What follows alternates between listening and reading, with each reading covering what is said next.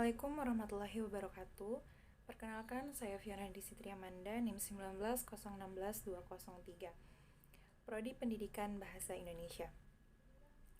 Sebelumnya, saya ucapkan banyak-banyak terima kasih kepada Bu Afnita selaku Koordinator Program Studi Pendidikan Bahasa Indonesia Universitas Negeri Padang. Tak lupa juga kepada Ibu Ermawati Arif selaku dosen pembimbing yang telah membimbing saya sejak awal dalam proses kegiatan asistensi mengajar ini. Tak lupa juga saya ucapkan banyak terima kasih kepada Bapak Saiful selaku Kepala Sekolah SMP 4 Pariaman yang telah mengizinkan saya untuk mengikuti program asistensi mengajar di SMP 4 Pariaman. Tak lupa juga saya ucapkan banyak-banyak terima kasih kepada Bu Nuraini selaku guru pamong selama saya mengajar di SMP 4 Pariaman. Baiklah, saya akan melaporkan laporan hasil asistensi mengajar saya selama kurang lebih 4 bulan di SMP 4 Pariaman. Poin presentasi yang nantinya akan saya sampaikan ada 5, yaitu pendahuluan, profil SMP Negeri 4 Pariaman, program asistensi mengajar, rekomendasi, kesimpulan, dan saran. Bab 1, pendahuluan latar belakang. Asistensi mengajar merupakan kegiatan yang terkait dalam proses pembelajaran maupun kegiatan yang mendukung berlangsungnya pembelajaran. Tidak hanya itu, asistensi mengajar juga mengembangkan komunitas pembelajaran di masyarakat sebagai penopang pendidikan formal. Kegiatan pembelajaran asistensi mengajar diharapkan dapat memberikan pengalaman belajar bagi mahasiswa, terutama dalam hal pengalaman belajar, memperluas wawasan, pelatihan dan pengembangan kompetensi yang diperlukan dalam bidangnya, peningkatan keterampilan, kemandirian, bertanggung jawab, dan kemampuan dalam memecahkan suatu masalah. Kegiatan pembelajaran asistensi mengajar merupakan kegiatan learning by doing. Di luar kampus yang dirancang dapat mendekatkan mahasiswa dengan realita pendidikan di masyarakat saat ini dan mengimplementasikan ilmu yang telah didapatkan serta berkontribusi pada kegiatan-kegiatan yang ada dalam asistensi mengajar ini. Tujuan asistensi mengajar. Ada 4 tujuan asistensi mengajar. Yang pertama, memberikan kesempatan kepada mahasiswa yang memiliki minat dalam bidang pendidikan untuk turut serta mengaplikasikan ilmu yang diperoleh di bangku perkuliahan untuk menerapkan di sekolah. Yang kedua, membantu pemerataan kualitas pendidikan serta relevansi pada perkembangan zaman. Yang ketiga, membantu mengisi kekurangan guru di daerah yang membutuhkan. Keempat, memberikan kesempatan bagi masyarakat memperoleh kemajuan melalui kehadiran mahasiswa untuk mengajarkan, mendidik, dan menginspirasi. Selanjutnya kita masuk pada manfaat dari kegiatan asistensi mengajar. Yang pertama ada manfaat bagi program studi pendidikan bahasa Indonesia. Bagi program studi pendidikan bahasa Indonesia, manfaat yang didapatkan dalam kegiatan asistensi mengajar ini yang pertama adalah mampu memahami dinamika perkembangan di masa pendidikan yang dapat diimplementasikan melalui kurikulum dan perkuliahan. Selanjutnya yang kedua, menciptakan kemitraan antara Prodi Pendidikan Bahasa Indonesia dengan sekolah yang ditunjuk oleh komitmen bersama untuk mengembangkan program-program tindak lanjut dalam peningkatan kurikulum dan kualitas pembelajaran dalam berbagai bentuk dan berkelanjutan. Selanjutnya, memperoleh kesempatan untuk mengaktualisasikan konsep dan pembaruan pendidikan yang diperlukan oleh satuan pendidik. Selanjutnya, menjadi sarana pelaksanaan Tridharma perguruan tinggi. Dan yang kedua, manfaat bagi mahasiswa. Dalam kegiatan asistensi mengajar ini, manfaat yang didapatkan bagi mahasiswa adalah yang pertama, memberikan kesempatan mengaplikasikan pengetahuan dan keterampilan di bidang pembelajaran dan pendidikan. Yang kedua, memperoleh tambahan informasi terkini dan pengetahuan atau pengalaman tentang sekolah dan dinamika pendidikan secara langsung di sekolah. Yang ketiga, memperoleh pengalaman tambahan tentang cara mengelola pembelajaran yang sesuai dengan karakteristik dan tingkat perkembangan peserta didik. Yang ketiga, manfaat bagi mitra sekolah atau manfaat bagi SMP 4 Pariaman. Yang pertama, memperoleh informasi, pengetahuan, dan keterampilan terbaru dari mahasiswa dan dosen pembimbing. Yang kedua, menunjang kemajuan satuan pendidikan di setiap daerah oleh mahasiswa yang memiliki idealisme dan passion untuk mengajar atau mendidik. Memperoleh input, ide, dan masukan mahasiswa yang dapat berperan dalam pengembangan satuan pendidikan. Membuka kesempatan memperoleh input sumber daya manusia dari lulusan perguruan tinggi yang memiliki kompetensi dalam mengajar di satuan pendidikan. Baik, kita masuk pada bab 2, profil SMP Negeri 4 Pariaman. Gambaran umum SMP 4 Pariaman. Sekolah Menengah Pertama Negeri 4 Pariaman atau SMP 4 Pariaman berasal dari SKP YPW atau Sekolah Kejurusan Putri Yayasan Pendidikan Wanita yang berstatus sekolah swasta. Pada tahun 1969 atau 1970, SKP diubah statusnya menjadi sekolah negeri yang bernama SKKP, Sekolah Kejurusan Kepandaian Putri. SKKP berlokasi di depan kantor Bupati Padang Pariaman. Karena lokasi SKKP kecil, maka SKKP dipindahkan ke Rawang. Pada tanggal 1 April 1974, berganti status SKKP menjadi SMP Negeri 4 Pariaman. Bisa kita lihat, ini merupakan struktur organisasi SMP 4 Pariaman hingga saat ini. Visi dan misi SMP 4 Pariaman.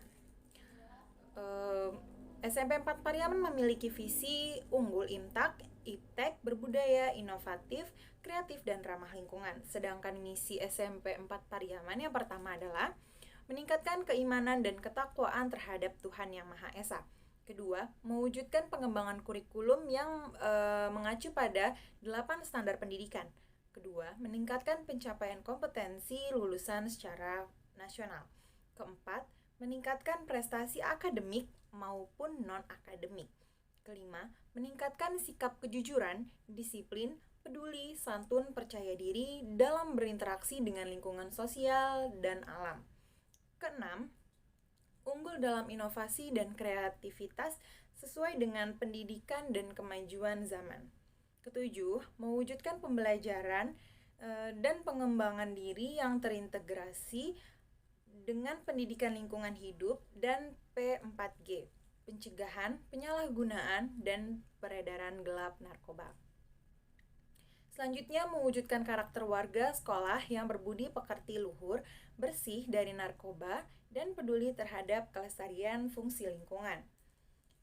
Selanjutnya, mewujudkan pelaksanaan pembelajaran aktif, inovatif, kreatif, efektif, dan menyenangkan.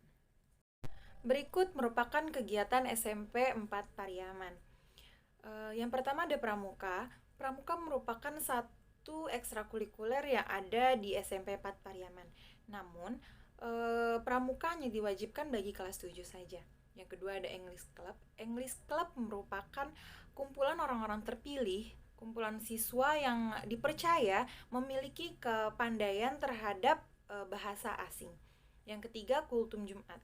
Kultum Jumat merupakan kegiatan rutin setiap pagi di hari Jumat bagi SMP 4 Pariaman. Yang keempat ada Tahsin.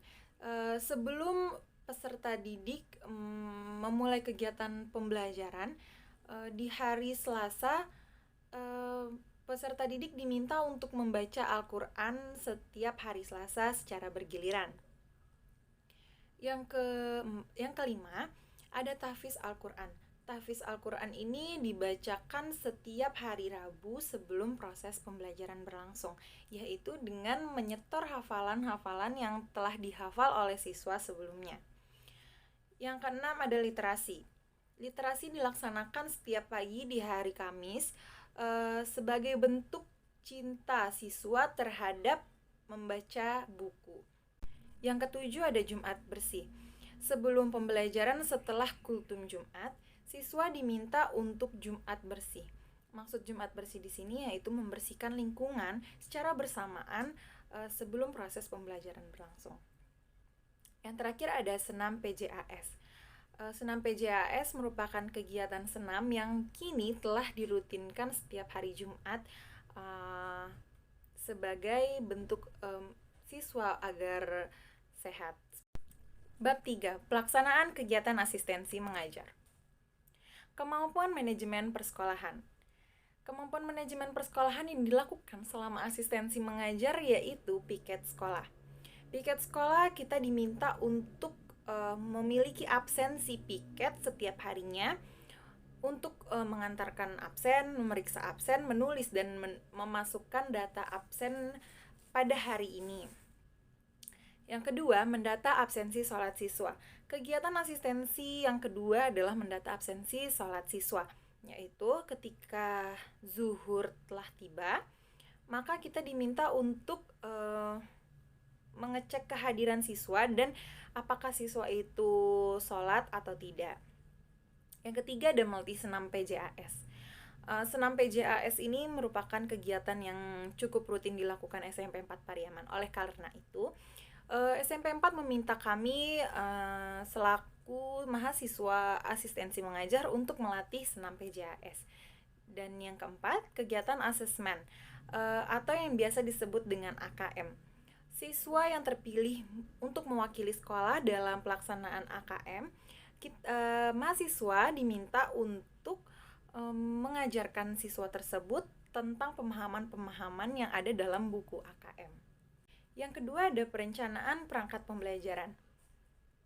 Yang pertama, kita diminta untuk membuat RPP atau rancangan perangkat pembelajaran. Yang kedua, materi bahan ajar. Yang ketiga, LKPD dan keempat, media pembelajaran. Selanjutnya, mengajar terbimbing. Pada kegiatan ini, penulis mengajar di kelas dengan dibimbing oleh guru pamong. Penulis mengajar mengenai teks cerpen di kelas 9. Proses pembelajaran dilakukan diawali dengan pembukaan, kemudian inti pembelajaran, dan terakhir penutup pembelajaran. Selanjutnya ada mengajar mandiri. Pada kegiatan ini, penulis mengajar di kelas dengan mandiri yang artinya tanpa dibimbingi lagi oleh guru pamong. Penulis mengajar mengenai teks tanggapan di kelas 9. Proses pembelajaran dilakukan tetap sama, diawali dengan pembukaan, inti, dan penutup. Bab 4. Rekomendasi program asistensi mengajar. Rekomendasi kegiatan ada 3 bagi satuan pendidikan. Sekolah mampu memfasilitasi mahasiswa asistensi mengajar dalam melakukan berbagai kegiatan dalam satuan pendidikan. Sekolah dapat berkoordinasi dengan mahasiswa tentang kegiatan atau program yang akan dilakukan. Bagi program studi, rekomendasi atau usulan yang diberikan kepada program studi yaitu pertama, bisa lebih dimatangkan lagi kegiatan asistensi mengajar ini yang lebih terstruktur agar tidak membuat kebingungan peserta asistensi mengajar. Yang kedua, lebih responsif terhadap beberapa keluhan yang disampaikan oleh mahasiswa yang mengikuti kegiatan asistensi mengajar ini. Dan rekomendasi kegiatan bagi mahasiswa, rekomendasi atau usulan yang diberikan kepada mahasiswa yang selanjutnya, yaitu yang pertama, pilihlah sekolah mitra yang sekiranya membutuhkan pengembangan kegiatan akademik dan non-akademik. Yang kedua, lebih banyak mengasah soft skill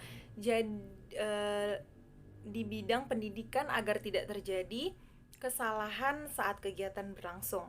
Yang ketiga, jangan menunda pekerjaan dan dahulukan kegiatan-kegiatan yang sekiranya memang perlu untuk dilakukan terlebih dahulu.